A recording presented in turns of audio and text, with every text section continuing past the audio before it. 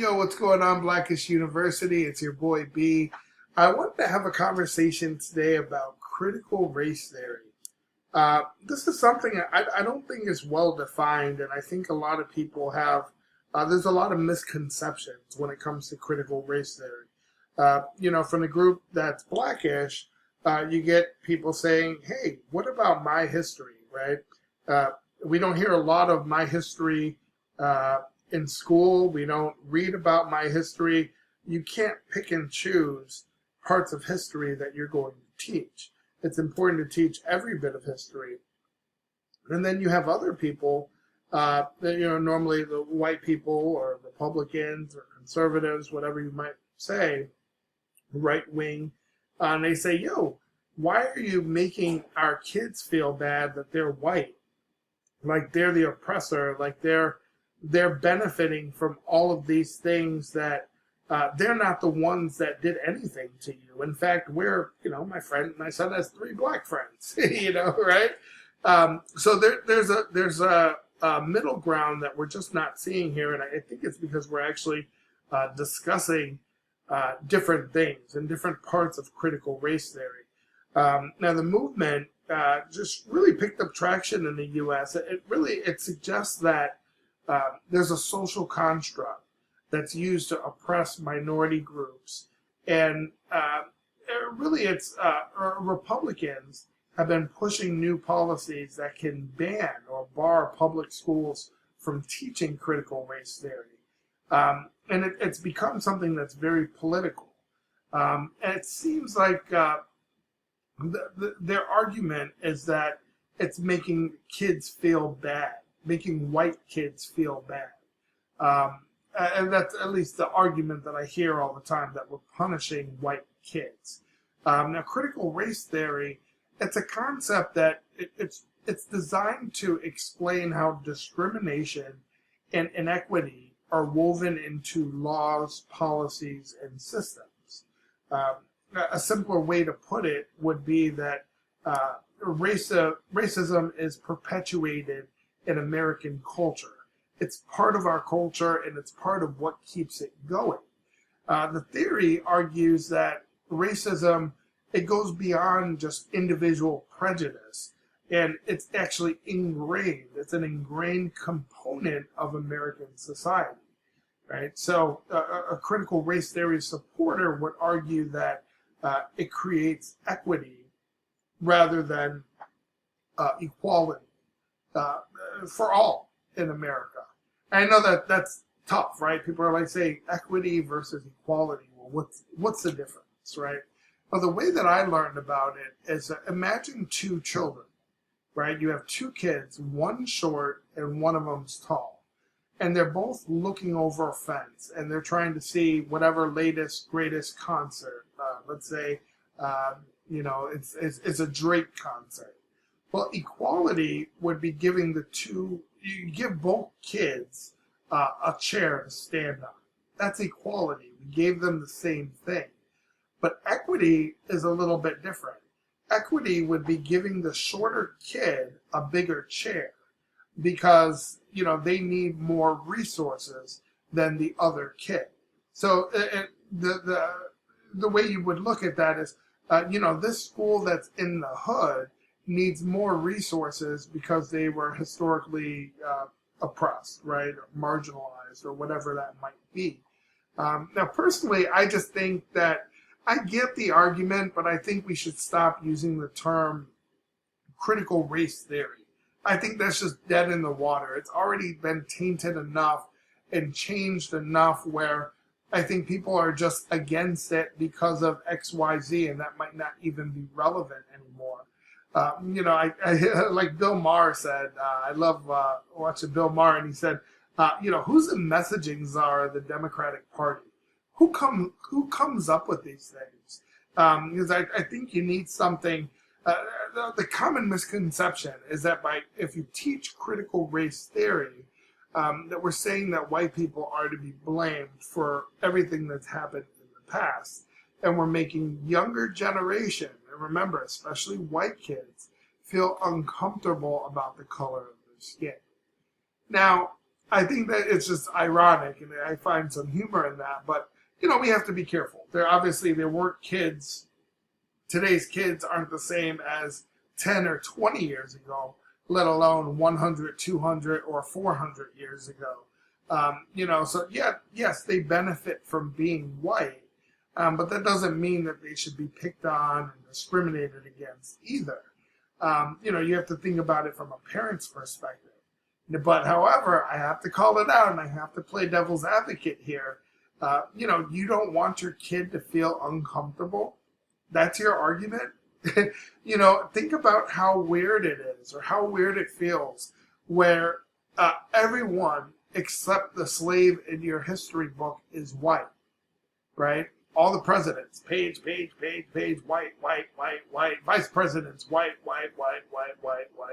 right? And you're hearing all these things about America, and how, I love hearing people like, oh yeah, my family had slaves, but we were good. We were good. They could leave at any time, and we took care of them. And they didn't really have any knowledge. It's like, bro, you can miss me with that. But think about that. Think about how weird it makes a young blackish or brownish kid feel when there's none of their history is in this book. It almost makes it sound like we had no history. We were just made to be slaves, and that's definitely not the case. So I don't think that critical race theory should be taught in schools. I think it's something that it's tainted. I got a really good idea, fresh idea on what we should teach in schools. I even got a cool name for it. It's called fucking history. It's not selective. It includes all of our history. And it's kind of what we want to do on this channel. I say a Blackish University, a modern day griot, right? A griot was someone who passed up oral traditions, whether it be storytelling or just a verbal, just a story about who you are, where you come from. And really the thing about being a griot is you don't sugarcoat it. History is our history, and we have to pass that on so we can learn from it, and we know where we've come from. So I don't think you should be tearing down monuments. And I know I'll hear from it from Black Lives Matter or whatever left wing people, but no, we shouldn't be tearing down monuments, because you might look at General Lee and you see something else, but it's part of our history that we need to remember, whether it's good or bad. We can't just change the narrative. We have to remember the dark and ugly history about the United States. It's U.S. history. Monuments, speeches, organizations.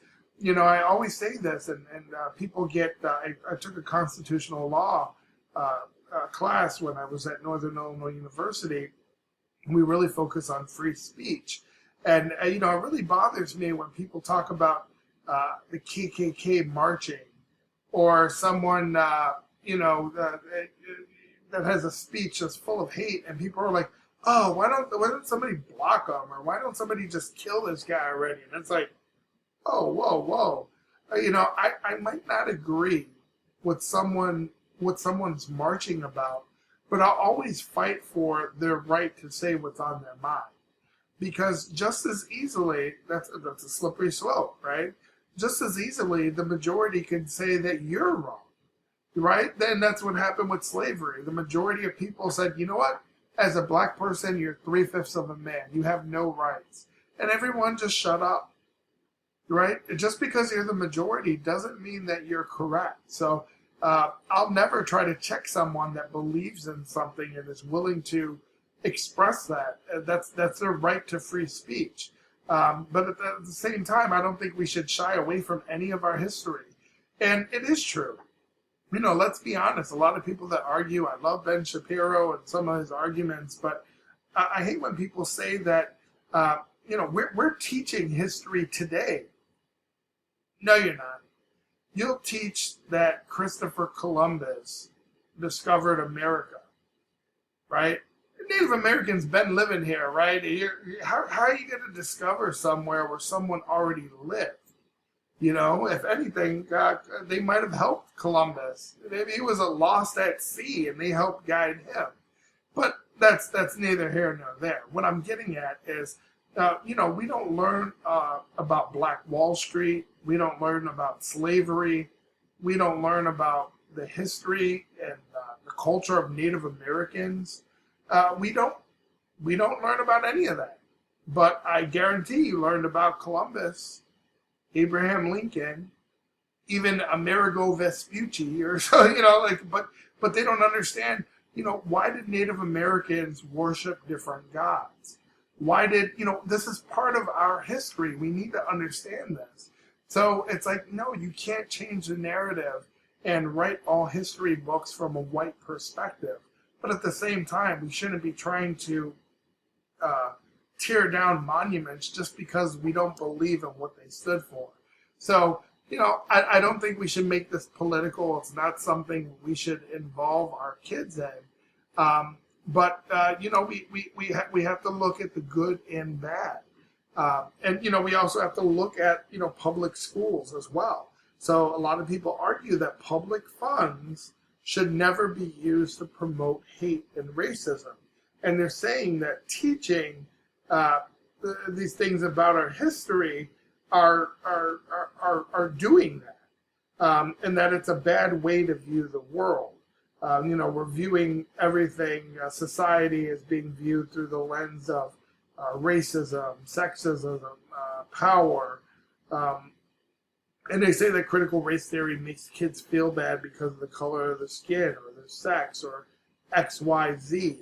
I just think it's something where let's just stick to history. History is what it is, and we discuss it, and we accept it as our own, and we don't try to change anything. So I don't think it should be called critical race theory. I just think it should be like inclusive, all-inclusive history, or a variation of that. But just my 2 cents. Feel free to leave any comments. We also have a forum on Blackish University that's dedicated to have these type of conversations as well. Make sure to like and subscribe below.